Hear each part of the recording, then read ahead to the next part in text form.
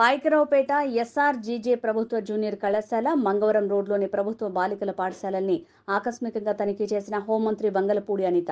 మధ్యాహ్నం భోజనం పరిశీలించిన అనిత సమస్యలుంటే మాట్లాడాలంటూ విద్యార్థులతో మాట్లాడిన అనిత.